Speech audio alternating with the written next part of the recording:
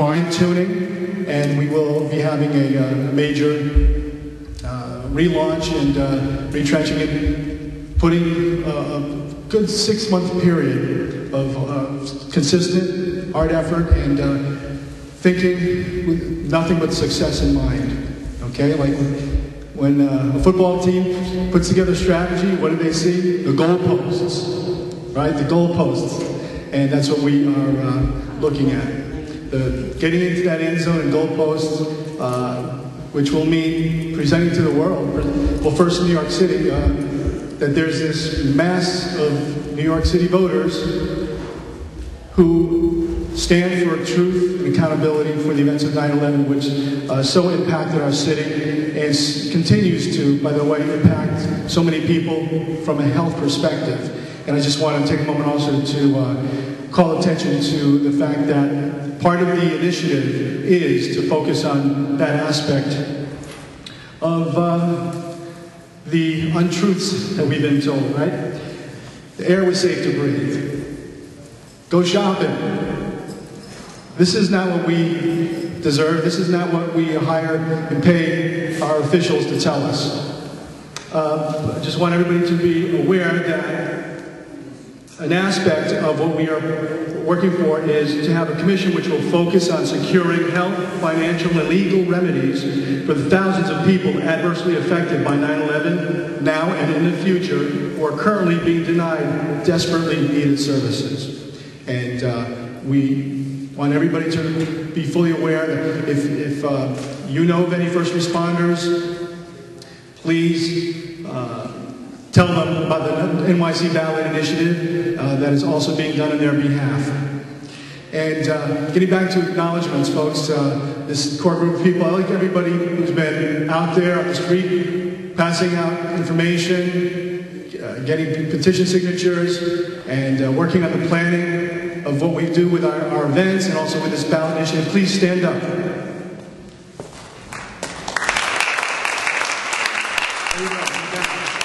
In the back.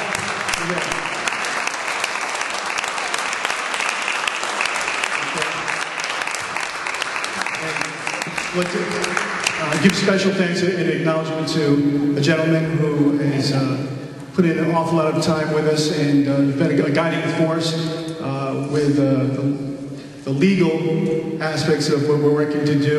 And he's a man with 40 years of experience in law and antitrust and civil rights law. Carl Pearson, who are you, Carl? Thank you.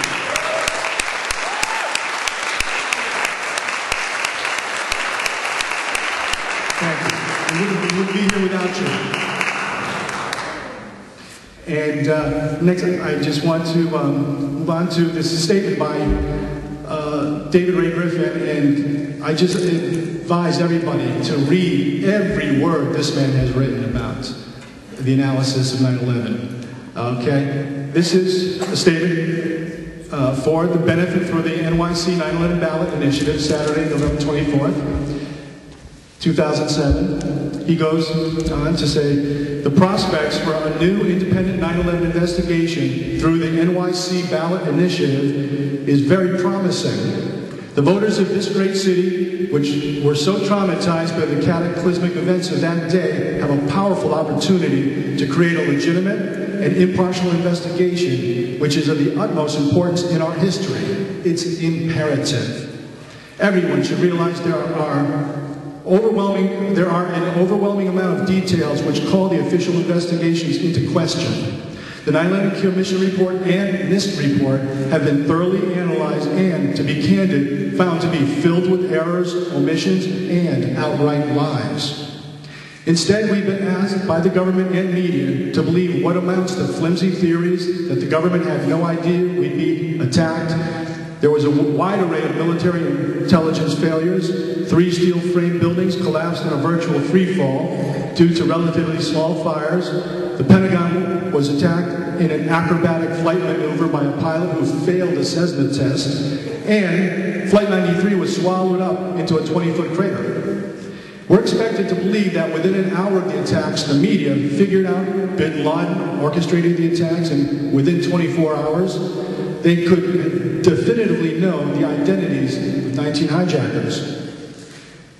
We're expected to believe that pre-existing plans to invade Afghanistan and Iraq were just a coincidence. We're expected to believe that the suppression of many whistleblowers is necessary for our protection. Well, millions of Americans haven't bought it. These aren't just your usual radical activists. At this point, thousands of people who are academics, architects, engineers, scientists, military vets, retired intelligence professionals, and pilots, even some theologians such as William Sloane Coffin, prior to his death, and myself, have challenged the official version. As we should know, the events of 9/11 have been used as a pretext for what Project for a New American Century delineated as a global domination project. Our own constitutional freedoms have been subordinated by the mandate to blindly follow along with an executive branch leading the country to war. This has resulted in the use of high-powered manipulation tactics to rationalize increased military budgets, domestic wiretaps, torture, detention camps, politicization of the judicial system under Alberto Gonzales, and arrests without due process. The Bush administration has continually referred to 9/11 as a justification for its actions. Rudy Giuliani, who should have been subpoenaed for what he knew on 9/11, has exploited 9/11 as a rationalization for why he should be president. Additionally, the mainstream media has been acquiescent and has refused to raise the hard questions. This is all the more reason why the attacks of 9/11 must be fully investigated. I urge the voters of New York City to take seriously the opportunity to create a true investigation of 9/11. The reasons are overwhelming. You have the capability, and the support of all advocates of truth and justice throughout the world is behind you.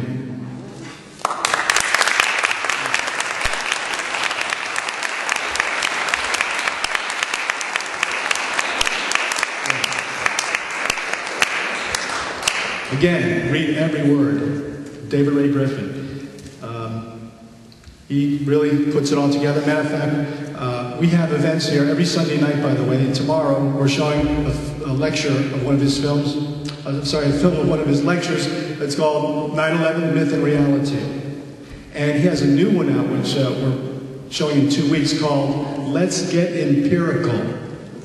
Yeah, it's really great. Okay. Folks, another leading force in the ballot initiative and the whole effort that we are embarking on is our next speaker. Dr. William Pepper is a barrister in the United Kingdom and admitted to the bar in numerous jurisdictions in the United States of America. His primary work is international commercial law and practices international human rights law from London. Dr. Pepper convened a seminar on international human rights at Oxford University. He has represented governments in the Middle East, Africa, South America, and Asia. Dr. Pepper has lectured at many universities and has been interviewed on many major news programs. Was a friend of Martin Luther King in the last year of his life. He represented James Earl Ray, attempting to get him the trial that he never had. Dr. Pepper then represented the King family in a wrongful death civil trial, which was the King family versus Lloyd Jowers and other unknown co-conspirators. During a trial that lasted 4 weeks, he produced over 70 witnesses, and the jury took less than an hour to find in favor of the King family. He's the author of 4 books, including An Act of State, The Execution of Martin Luther King Jr. Please welcome William Pepper.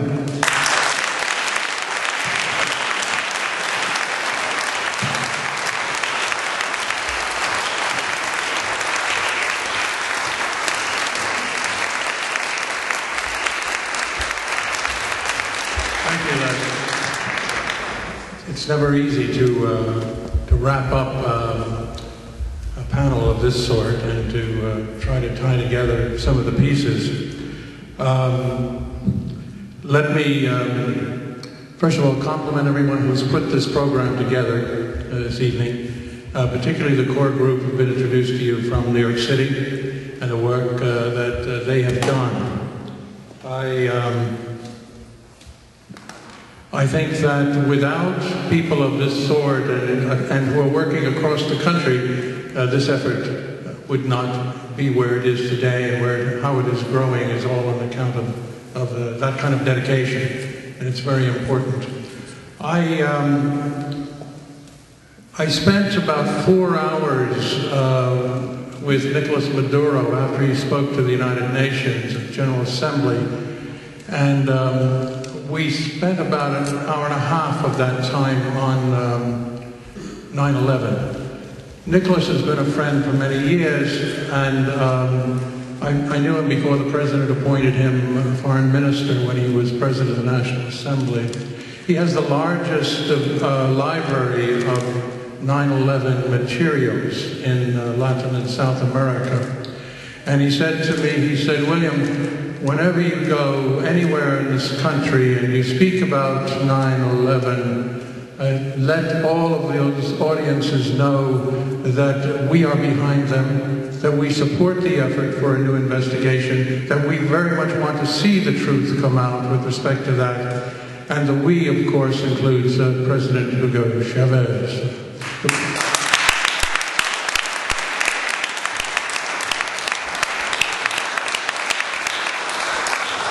Chavez and I are a bit of a love-hate relationship as hermanos, because I admire the work of whistleblowers like Sybil Edmonds, and 2 of them from different agencies called me to announce 2 assassination attempts against President Chavez. And I was at Oxford at the time, and I went to the ambassador's residence in London, and I relayed the first message. And Chavez sent over 2 cabinet ministers, and I talked to them for 2 hours and told them in 2 weeks, this was in April 2002, it would happen, and exactly how it would happen. And I believed that the source was accurate. And they listened very politely, and they went back to Caracas, and they told the President, and he, for whatever reasons, they didn't believe a word of it. Well, of course, the coup then took place exactly within the 2-week period, and he was meant to be executed, and the soldiers kept refusing in the 4 barracks where they moved him to kill him. He comes back into power in 48 hours and calls the ambassador and insists that I come. So I went to Caracas and spent quite a bit of time with him. The second time I was given a whistleblower tip, and there's so many good people who work in government, as I'm sure Ray knows, who are very uncomfortable with what they have to endure. The second time that I got the tip, he believed me, and certain changes were made in his travel schedule. But they follow, the Bolivarians do, they follow this movement very carefully in Venezuela, because they have experienced so much of the pressure and the arrogance of this government and others before it.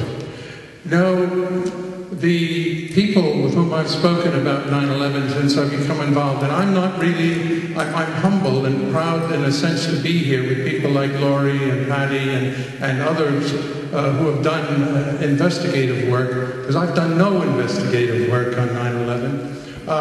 But I want to encourage them all to continue to do this, because it's essential. It's essential not to save this republic. In my view, the republic is finished. It's essential to help build a movement to reconstruct the republic. We have to reclaim it from the ashes.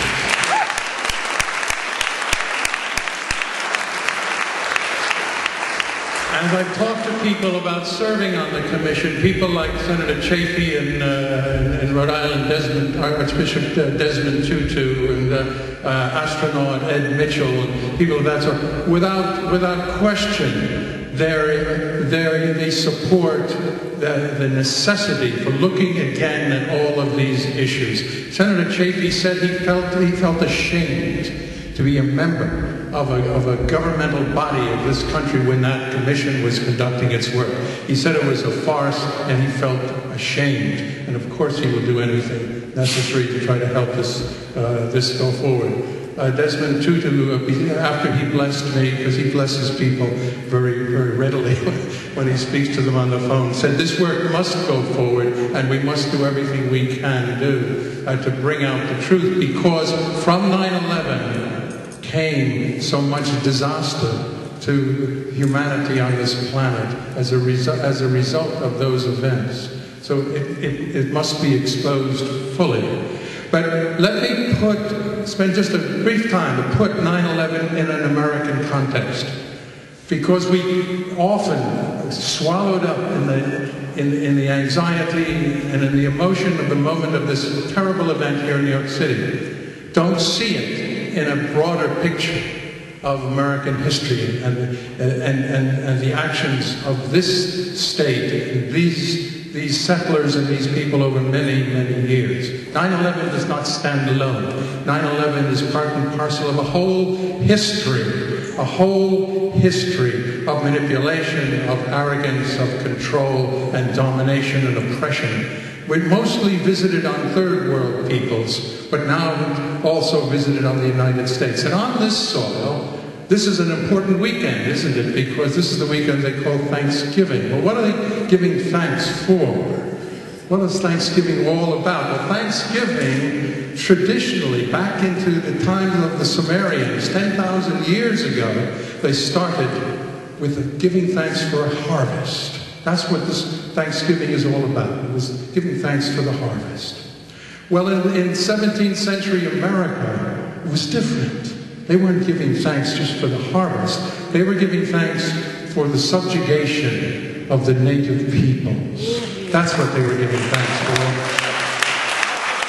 Not very far from here, they were kicking Indian heads as soccer balls on the streets of New York City on Thanksgiving Day. That's what they were doing. That's what Thanksgiving is about, I'm afraid, in the 17th century of this country. And it goes on, and it goes on. And without attempting to cover all of the incidents, you know, you're familiar, I'm sure, you're familiar with the rape and the theft that stole half of Mexico, and it now made it part of the United States, right? James Earl Ray, he had a reason to go to war and take away half of Mexico, which is now New Mexico, Arizona, Texas, and Southern California. That belonged to some other folks back then. Then, of course, we annexed, didn't we, Hawaii. There was a good reason for doing that, too, wasn't there? And then we went in and we got the Spanish out of Cuba, didn't we? And we promised that they would have self-rule. They would be able to govern themselves. Instead, we gave them 59 years of tyrants until Fidel came down from the Sierra Maestra and declared an independent Cuba.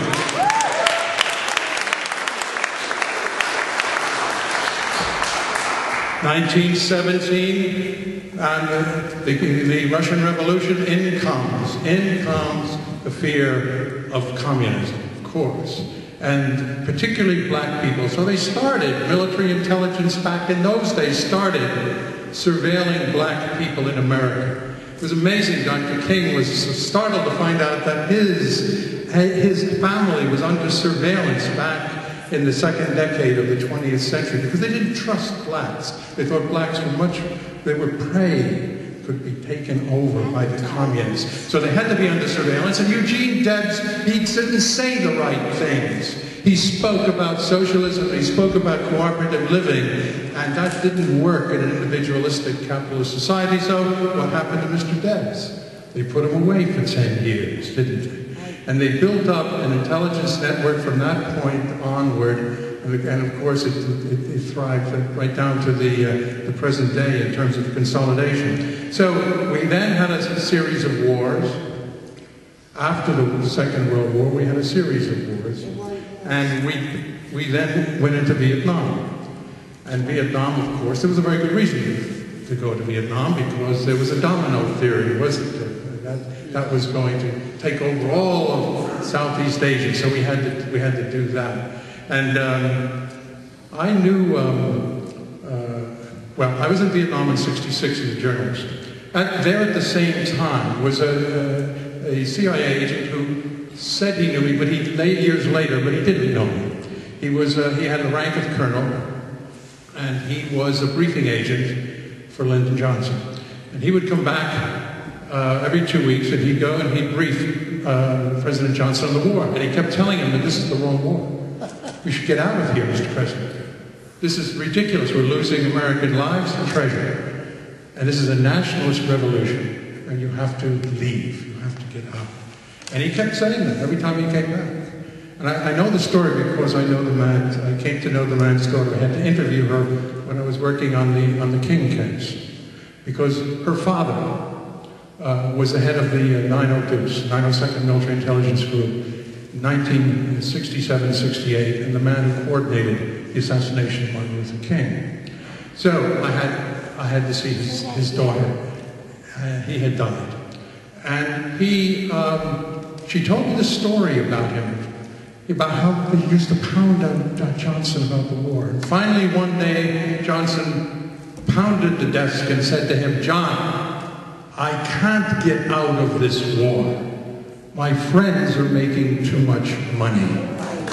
That's what it's all about. It's all about money, regardless of anything else they tell you. She said he came home from that afternoon's briefing of the president, and he said to his wife, "Pack your bags, we're going to Canada." And he had himself assigned to Canada. Right? Off he went. Johnson would call the house once or twice, and we said, "Where's John?" No, he's on special assignments.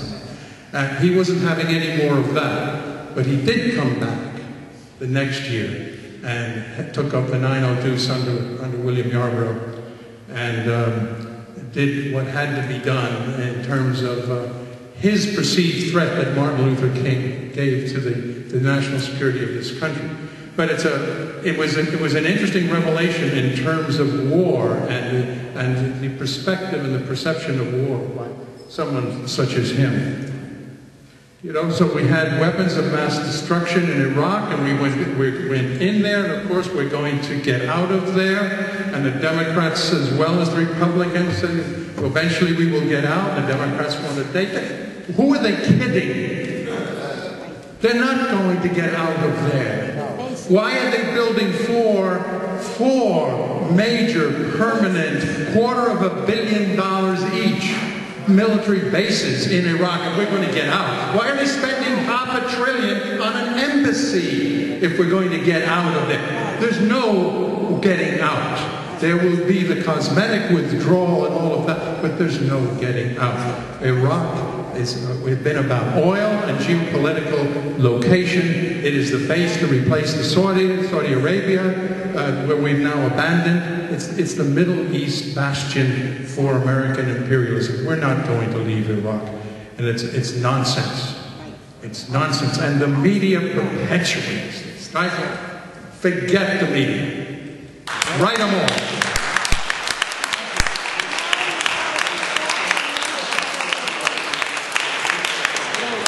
Write them all. They do no work at all. The Berlin disco was hit. Reagan thought, well, this is a great time. He unleashes against Gaddafi and the Libyans, right? No investigative work at all is done here. Investigative work may be done in Germany that showed that Gaddafi had nothing to do. The Libyans had nothing to do with the hitting of the Berlin disco. But that gave them the excuse to go after Gaddafi. I visited with Gaddafi. I went with Chavez to Libya, and we visited with Gaddafi, went through his house. He hasn't removed a piece of granite or stone since it was shelled. If you've never been in a house that has been destroyed by missiles, it is a shocking experience. More shocking from Muammar Gaddafi because, of course, his 4-year-old daughter was killed in that attack. Does the media do anything? No. Carl Bernstein taught us 30 years ago that the agency has over 400 agents at that time in major news publications, radio, television stations, and are the largest publishers around the world in terms of their ownership of people. He said they have 12 on the Times. The New York Times given 12. Sulzberger and Dulles made a deal in '59, and Sulzberger gave Dulles 12 slots in editorial management and reporting on the Times. Over the years of my work in the think tanks, I've been able to figure out who some of these people are. And some of them are very deep cover, and they rotate. So it makes it sort of difficult after a period of time. But if you think for a moment that anything that is contrary to the commercial and the powerful money interests that dominate this country is ever going to get published in any degree, unless there is an ulterior motive, it's not going to happen.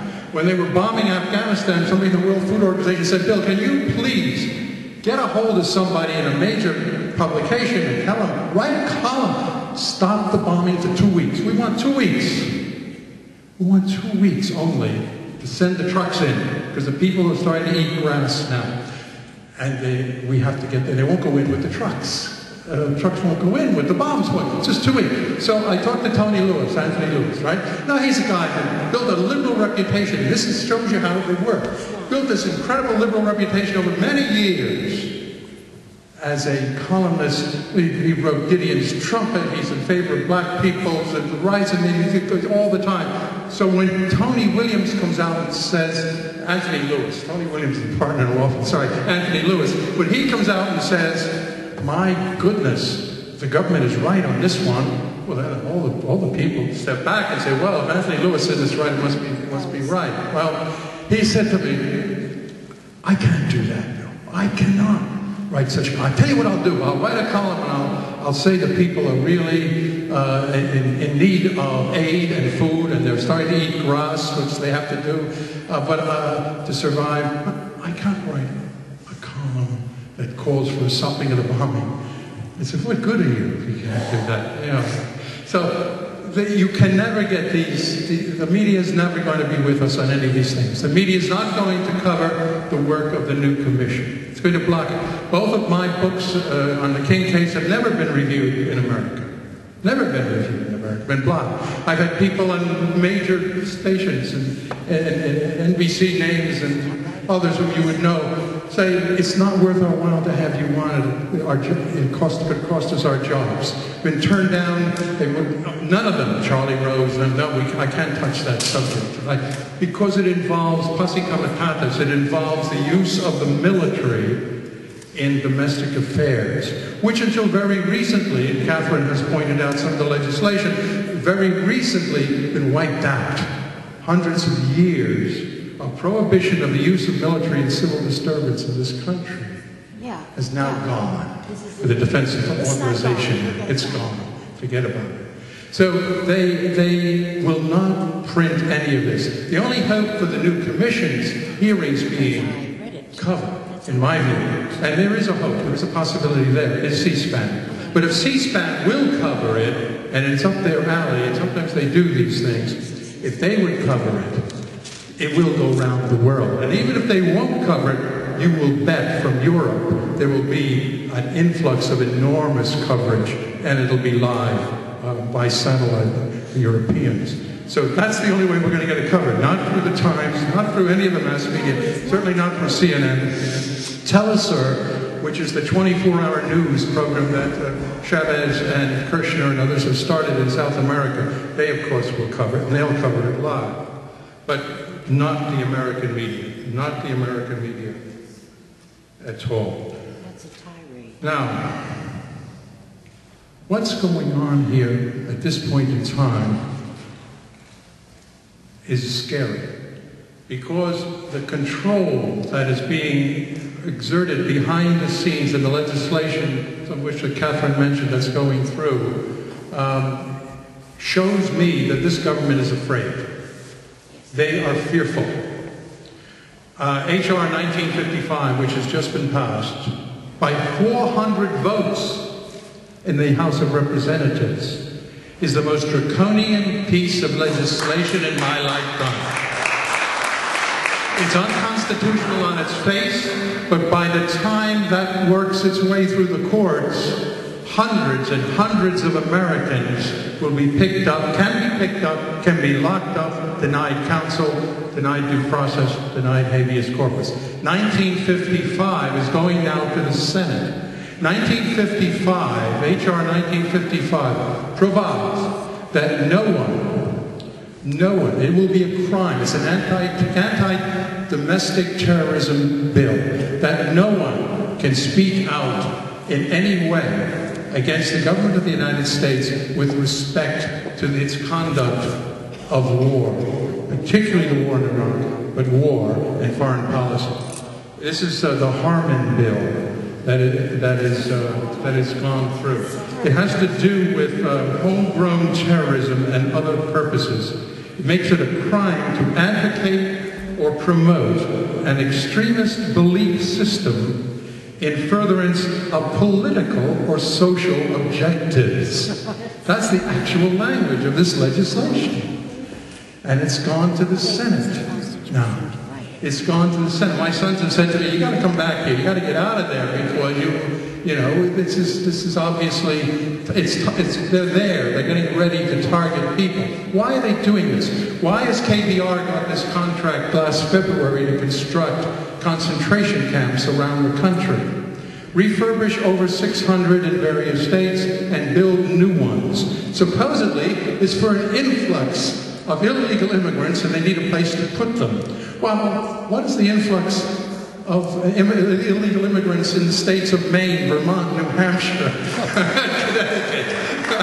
It's absolutely absurd, isn't it? But of course, we're living in this world of virtual reality. And does the media say anything about this? Did the media report in any degree of accuracy the HR 1955? No, no mention. This is not something that is to be covered. When it goes to the Senate, I believe Barack Obama is on the committee that will hear it. It'll be very interesting to see how he votes on this, because the Democrats are frightened to death that they will be called soft on terrorism. So that's what they say. So they're voting for everything that goes through. Forget the Democrats. Forget them.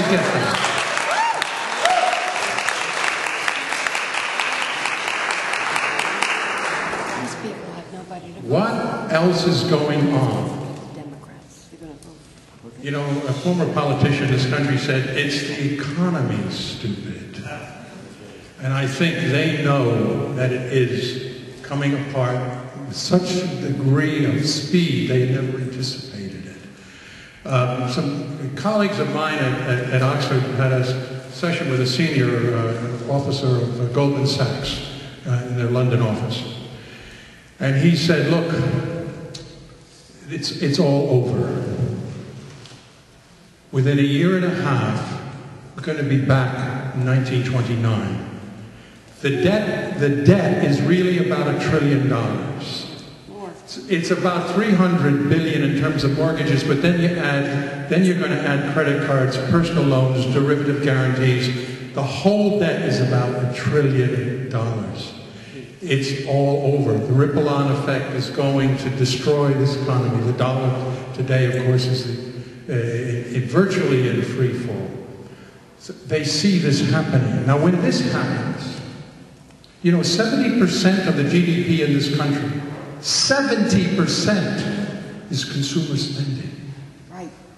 What's going to happen with people losing homes and no longer credit cards, can't pay their loans, being pushed into bankruptcy? How much consuming are they going to do?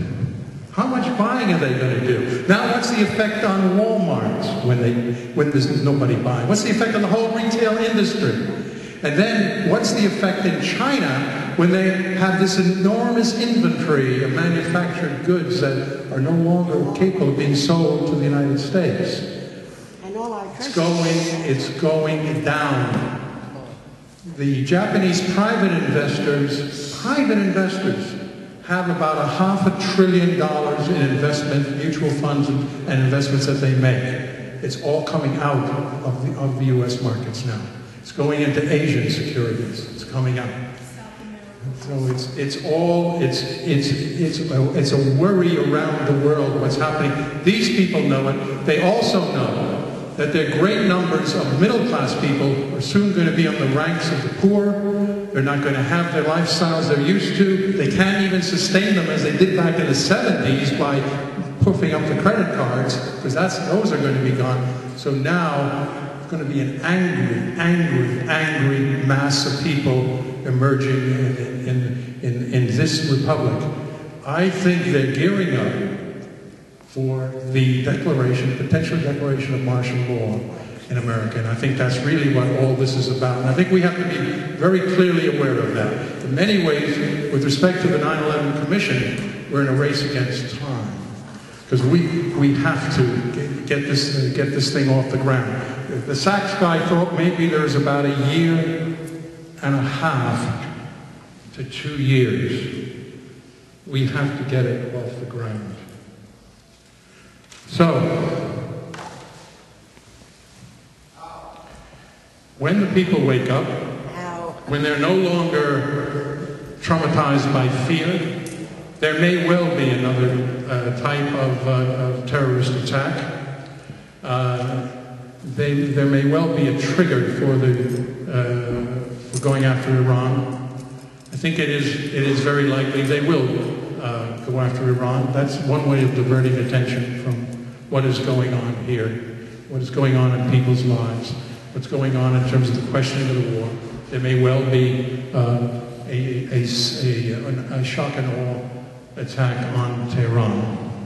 I am no sympathizer with the Iranian regime or with the mullahs. I spent a fair amount of time with them. I was lead counsel on a recent case where a torture case. And my victim was Iranian. He was tortured in Iran. And we tried the case in Washington and we won the first judgment ever against a sovereign state for torture, liability for torture. Not for terror, but for torture. When I did interviews on that, I said the very premise of law that we won on in Washington against Iran, we can win on other cases against the United States, which condone torture around the world.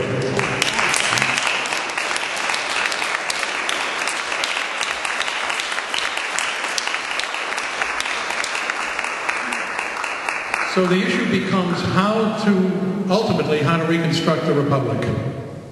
How to rebuild it as it collapses really into itself, which I think is probably going to happen. 9/11 is the seminal issue of our time, the seminal organizing issue of our time.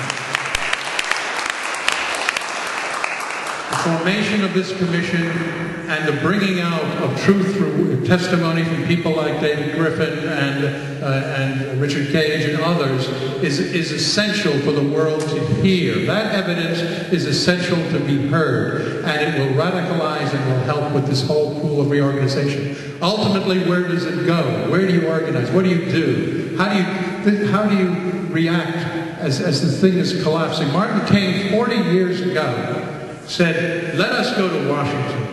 And let us not march, let us camp there, and let us go and visit our representatives, and let us just stay in large numbers there. And the army said we can never, that's what they said, they could not allow him to do that, because they knew that the masses that he would bring would get angrier and angrier and angrier, and they would become a revolutionary force, and they would take over the Capitol, and that would begin the Second American Revolution. So they killed him. And because Martin made the mistake, and none of us were very close to him that last year, but never close enough to say to him, Martin, there's no successor. There's no successor in terms of leadership if something happens to you. And something happened to him, and there was no successor, and the movement died.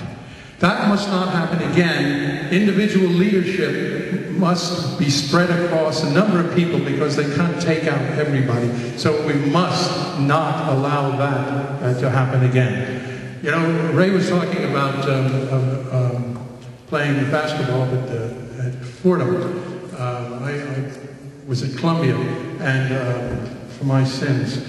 I was a baseball player, and 1959, the spring of '59, I found myself in Cuba playing ball with Bobby Keating came along as a center fielder for Columbia, and I spoke the language. So I spent a little time wanting to learn what this revolution in Cuba was all about.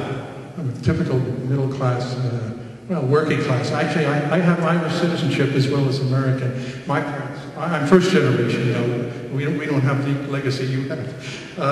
But I spent a little time with a lean and wiry guy, and who taught me some things. And one of the things he said to me that stuck with me right to this day, he said, you know, he said, when the masses of people in our that northern giant wake up, he said, they will shake the world.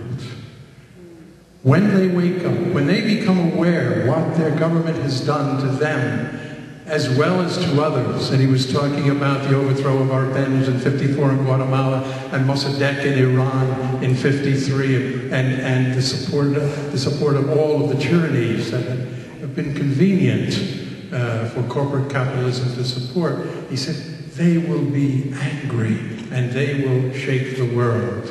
And Malraux said the same thing to de Gaulle. De Gaulle's personal lawyer, Marcel Sodeguer, is a personal friend of mine. And he said to me, I said, why didn't de Gaulle move in '68 and cut that revolution off at the pass? Why didn't he move earlier? He said, Malraux told him, Charles, once poor people listen and understand, he said, it's a force against nature. You can never stop them. You must be very, very careful. You have to use more finesse. So what did de Gaulle do? He bribed the leaders of the two major unions, the Communist Party unions, to shut down the revolution, send the workers back to work. He didn't move on the marches for the poor. He moved used the communists. Because the communists have been major anti-revolutionary forces throughout the world for a very long time. So I think that's where we are. I think it is, in my view, necessary that we form this commission and we give it subpoena power, that we be able to subpoena former officers of government who will be out of office in 2009, and we put them under oath, and if they don't appear, we have the wherewithal to cite them for contempt and go after them and humiliate them in the eyes of the world. That's the first step. And if they do appear and they refuse to answer questions, humiliate them on the stand and let the world see their evasiveness and let them see their pretense of national security reasons for not answering questions. And that can call this whole thing forward again. But subpoena power is important. And that's why we need to have a referendum. And we need to have a commission that has a very important standing in terms of who they are.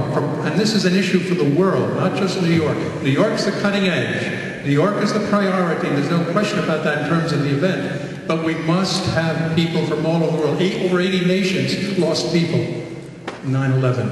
We must bring the whole world into this effort. And there is a great deal of interest in other countries in sharing in it. So we must do it as the first step to reclaiming this republic. The first step to reclaiming this republic, right? And so I think that's the business that we're about. It's lawful, no matter what they may say. They may say it's seditious. We're calling for revolution. No, we're calling for reconstruction, and we're calling for it in a lawful way. I think it's essential to keep your eyes on the short-term formation of this commission, and in the long term, the reconstruction of this nation. Now, this man I talked about earlier, his death the anniversary of his death happened recently, and some of us mourned his passing in the mountains of Bolivia. But he would say, don't mourn. Organize. Right. And that's the critical thing. Don't mourn, organize. Because this struggle will last until the rights of the wretched of the earth are gained and that there is victory. And in his words, hasta la victoria siempre por los pobres de la tierra. For the poor people of the earth. Let's carry this struggle forward. Thank you.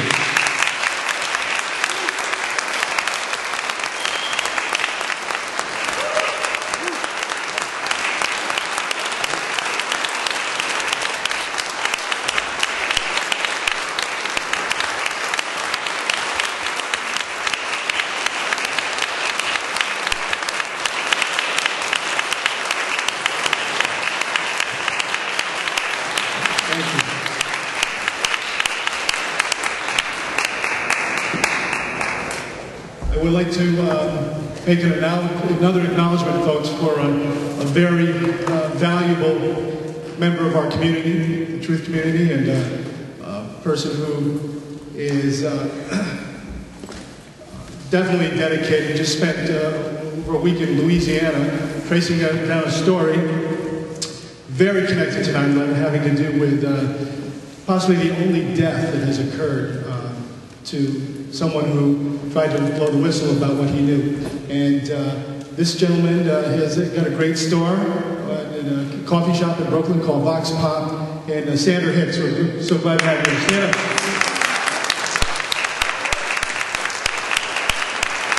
Go to sandrahicks.com.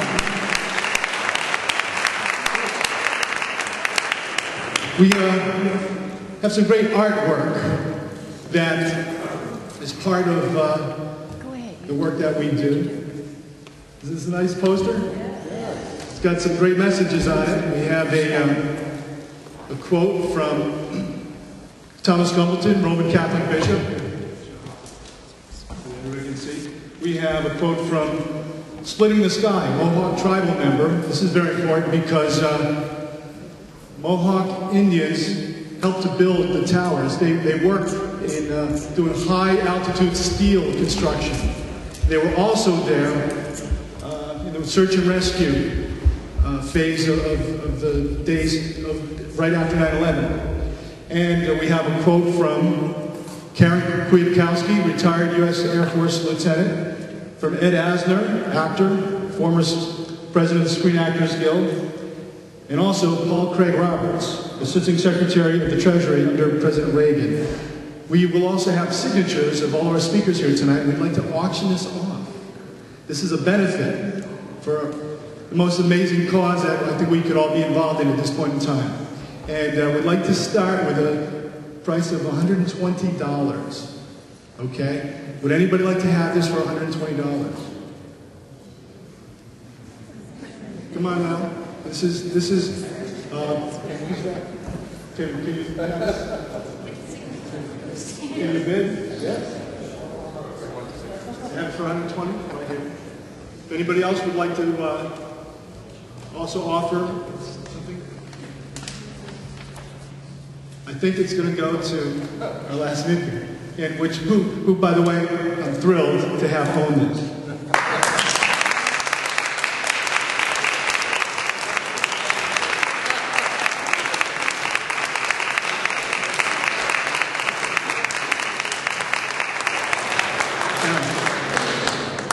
If anybody really, wants to double think this, we have an opportunity.